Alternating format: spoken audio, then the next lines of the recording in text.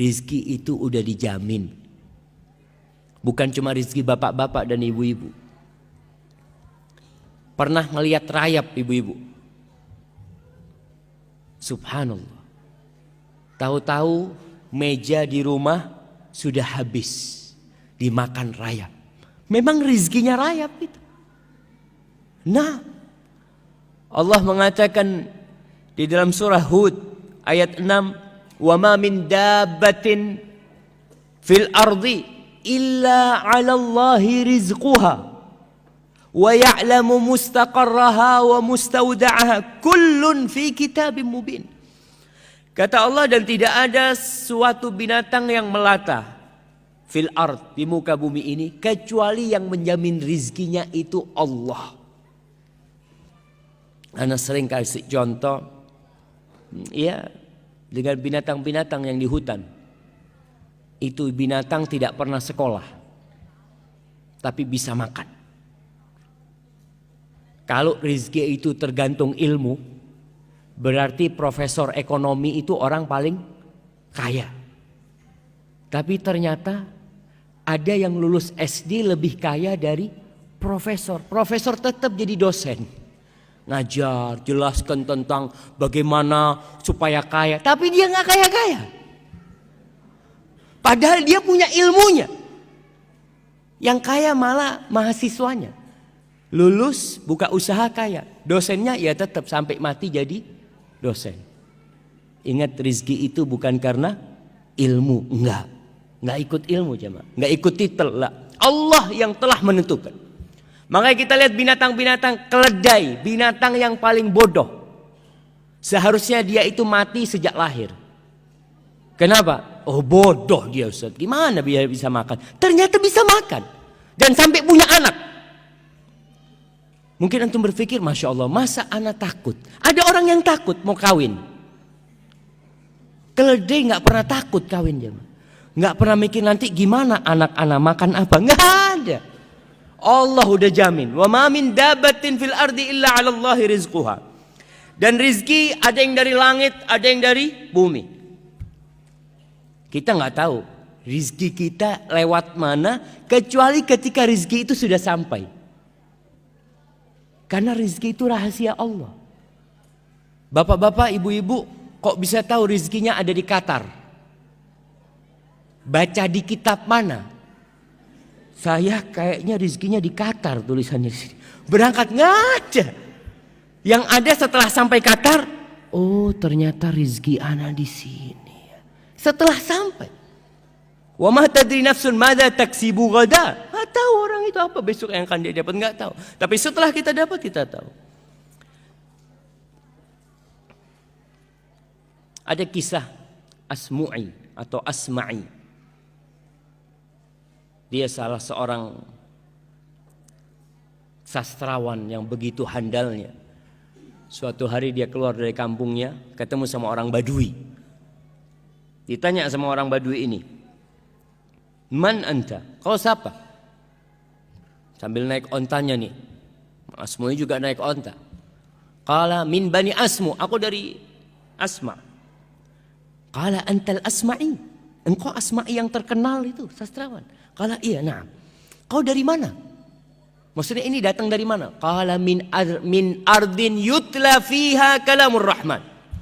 Aku baru datang dari sebuah kampung yang di situ dibacakan firman Allah Subhanahu wa taala. Orang Badui, nggak pernah sekolah, nggak pernah belajar, tapi muslim dia. Cuma ilmunya kosong. Maka dia bertanya, "Alirrahmani kalamun yatluhu adami?" Apakah Allah itu yang Maha Pengasih Ar-Rahman itu memiliki firman yang dibaca oleh anak Adam? Qala na'am. Iya. Coba kau bacakan. Kepingin dengar Al-Quran. Selama hidupnya tidak pernah dengar Al-Quranul Karim. Lalu Asma'i membacakan surat Adz-Dzariyat. Wadz-Dzariyati dzarwa. Sampai kepada firman Allah di ayat ke-22. Asma'i membacakan. Ini orang dengarkan terus. Wa fis samaa'i rizqukum wa ma tu'adun. Dan di langit itu ada rizki buat kalian. Rizki kalian itu dari langit. Dan apa yang dijanjikan untuk kalian itu ada di sana. Terus orang Badui ini tanya, ahadza kalamur rahman? Ini yang kau baca benar, ini firman Allah. Nah. Turun orang Badui. Hasbuk, cukup kata dia. Turun, dia sembelih ontanya. Dia potong-potong, nggak dikulitin. Terus dia panggil Asma'i, kau bantu aku nih, bagikan kepada orang-orang yang lewat. Onta yang dinaikin. Dibagikan semua, pedangnya itu dia pukulkan supaya nggak tajam. Lalu dia mengatakan selamat tinggal kepada Asma'i sambil membaca firman Allah, wa fis sama'i rizqukum wa ma tu'adun. Yakin kalau rizki itu dari Allah Jalla Jalaluh, bukan dari bos, bukan dari atasan, bukan dari suami. Karena terkadang ada wanita-wanita ketika diceraikan hidupnya jadi melarat.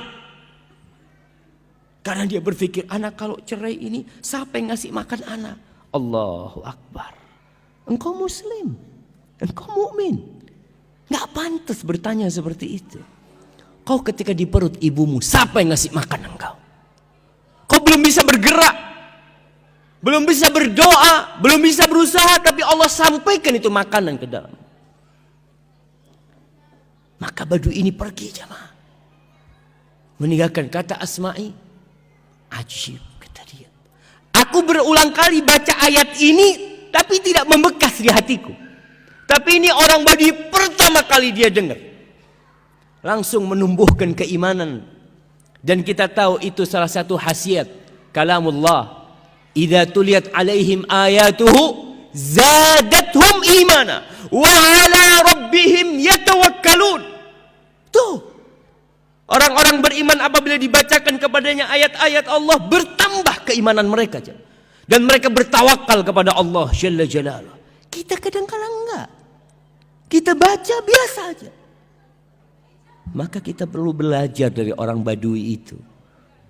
Apa yang menyebabkan keimanan itu bisa tumbuh di dalam hatinya? Maka para jamaah, rizki ada yang dari langit, ada yang dari bumi. Di surat Al-A'raf ayat 10 Allah mengatakan, walaqad makkannakum fil ardi wa ja'alna lakum fiha ma'aish. Kita telah menempatkan kalian nih, memposisikan kalian di bumi, dan kami menjadikan buat kalian penghidupan di sana, di bumi ini.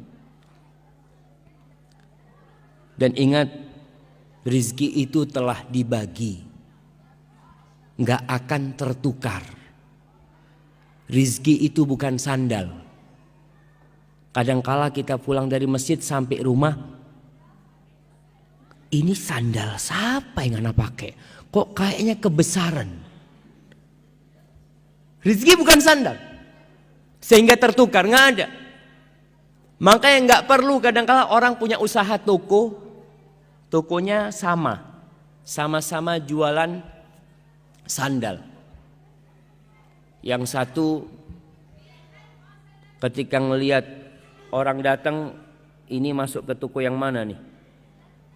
Masuk ke toko sebelah. Allah, seharusnya itu ke sini seharusnya. Bukan. Memang dia ke sana rizkinya dia. Kalau rizkimu dia akan datang ke sana. Kau tutup, diketuk pintunya. Kalau itu rizkimu, rizki nggak bakal tertukar. Allah mengatakan, nahnu qasamna bainahum ma'isyatahum fil hayatid dunya. Di surat Zukhruf ayat 32. Nih kita kajian udah berapa ayat nih yang kita dengar. Tapi ada bekas enggak di diri kita? Kadang-kala enggak. Maka kalau belum ada bekas, ayatnya ditulis, pulang dibaca. Mungkin penjelasan Ustadz kurang lengkap, kurang sempurna sehingga tidak membekas di dalam jiwa. Maka antum perlu untuk baca lagi. Baca tafsir Ibnu Katsir, baca tafsir At-Tabari. Apa yang mereka katakan tentang ayat yang dibacakan tadi? Kata Allah, kami yang membagi di antara mereka penghidupan mereka. Fil hayat, Allah yang bagi. Para jamaah, kalau pembagian rizki itu diserahkan ke Bapak Dubes umpamanya, Kira-kira antum dapat semua enggak?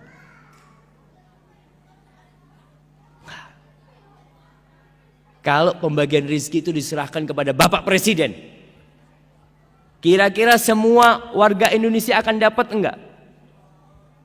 Enggak. Antum lihat kadang-kala di kampung itu ada raskin, kalau diserahkan kepada Pak RT yang dapat siapa? Yang dapat siapa? Ya udah kerabat-kerabat dia.